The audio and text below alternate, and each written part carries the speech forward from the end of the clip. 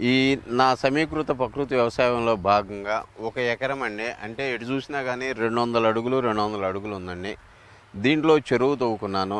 నేను ప్రధానంగా చెరువు తవ్వుకోవడానికి గల కారణం, నేను ఈ 5 లేయర్ మెథడ్కి కావాల్సిన మట్టి నా చెరువులోంచి సేకరించుకున్నాను. అట్లానే నాకున్న ఇక్కడ 4.5 ఎకరాల్లో చుట్టూతా బయట వాటర్ కానీ ఏమీ రాకుండా కట్టబోసుకున్నానండి.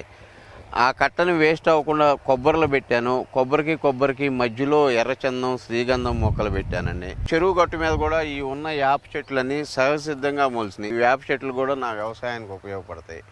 అట్లనే ఈ చెరువు మీద కావాల్సిన నా ఇంటి అవసరాలు కావాల్సిన కూరగాయలు, కొన్ని పైనాపిల్ మొక్కలు పెట్టుకున్నాను, కొన్ని తీగ జాతి పెట్టుకున్నాను. అట్లానే కొంత కంది కూడా పెట్టానండి. ఆ కొబ్బరికి మధ్యలో కంది పెట్టాను.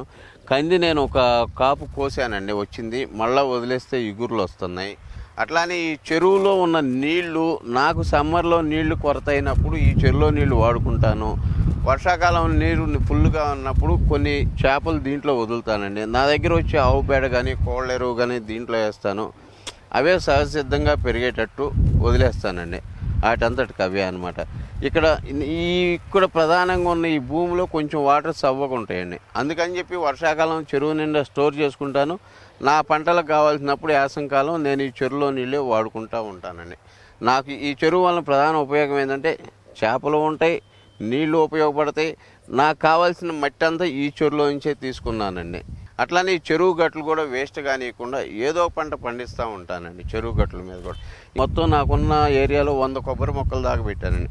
ఇంకొక 3 సంవత్సరాలు ఆగితే వాటి నుంచి కూడా నాకు ఆదాయం వస్తుందండి.